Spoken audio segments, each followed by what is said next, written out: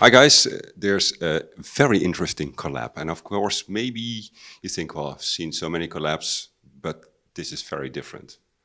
Studio Underd0g, Moser, let's have a look. This is what they came up with, and Edouard, will you maybe tell us first how you guys got to know each other? It's a good story. I mean, a year and a half ago, I've been following Studio Underd0g for quite some time, to be honest. And the way I looked at Studio Underd0g, I fell in love with the watermelon concept that Richard designed a few years ago. I think it was one of the first very successful. I don't know if it was the first that he designed for Studio Underd0g, but my feeling was, if I look at the brand, and I love brands in general, and I was like, Studio Underd0g is a little bit of the British Moser, because Moser, we like to be a little bit playful, provocative, not always conventional, going a little bit against the type, and play with British humor, to be honest. And I think Studio Underd0g is exactly the same. That probably comes from you, Richard. That's Richard being the owner, founder, creator, marketing director of the brand.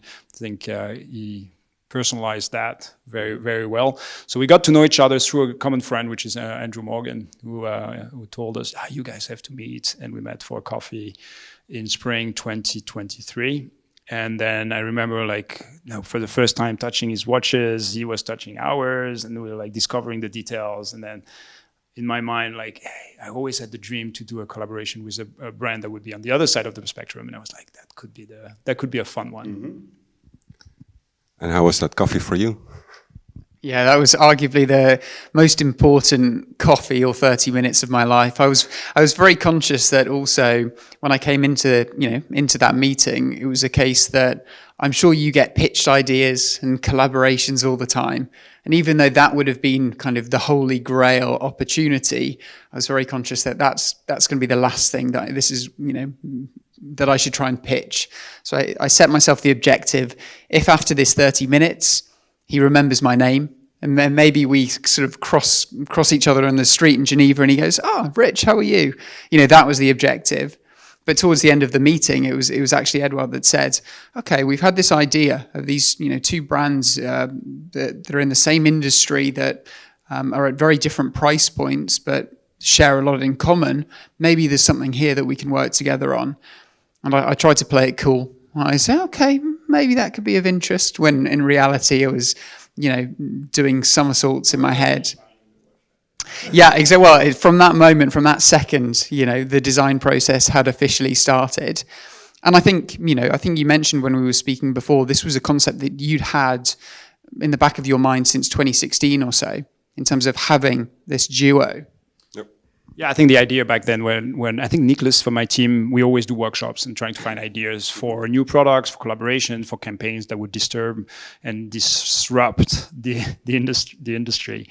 And the idea there was, how do we express the fact that our industry is about certain values like passion, like craftsmanship, and not always about money. And you can have amazing products at very different price point, and they have both a lot of values for different people, but also similar people. And I thought this could be the base to express that.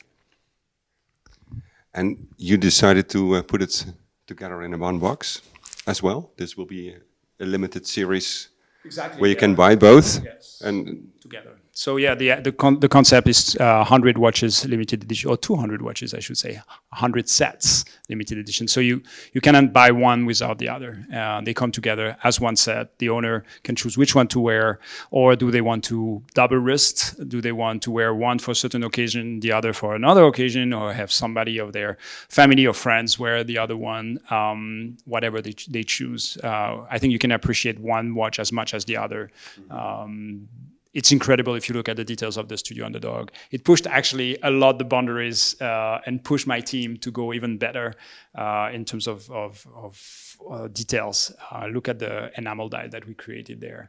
We received the dial from Richard quite some time ago, and then we started analyzing it. And I'm like, guys, ours has to be another level. And yeah, they worked very hard in creating this amazing dial. And I think the result is stunning. But then going back to the design process, Richard, how did you come up with this design? Well, this was, the challenge that was set, essentially. I had a very loose brief in terms of we've got these two watches. We shared a kind of a common passion when we had that initial meeting. I was checking out the streamline and looking at all the details and, was admiring it. And then on the flip side, Edouard was doing the same with the watermelon. So we had this as a bit of a core concept, which was actually the vast majority of the work was done from that point. It was just translating it into a design. Studio Underd0g is known for our playful approach and our whimsical inspirations. So it was a natural lead, passion fruit as a playful nod to the whole concept. And then it was about the two watches sharing each other's DNA. So originally the first ones that we pitched, it was the Studio Underd0g was, still had branded, still had the seed, hour markers that we're known for, but we wanted to add a bit more Moser into that. So we made it really clean, and I'll pat myself on the back to some extent here because it's sort of a testament to how far the brand has come in such a short space of time that even without any branding, it's still very recognizable as a Studio Underd0g. And then on the flip side, when it came to the Moser concept, it was a case of one of the challenges that I like to kind of force upon myself is when there's asymmetry in a dial, how can we kind of restore balance?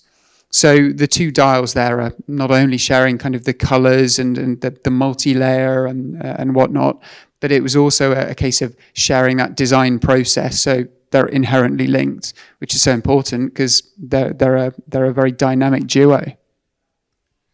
And well, you're already thinking of materials for the dial, enamel dial, and you probably know enamel dial? Not for Studio Underd0g, I think we'll leave that to the experts. But that was again part of the communications in terms of you've got these kind of like for like products in terms of they're presented together. As soon as you unbox them, they're side by side, but you've got the elevations that Moser can introduce in terms of the enamel dial, in terms of the complication, the movement, and that was quite a nice juxtaposition between the two. Edouard, how's the sales of this set going to happen?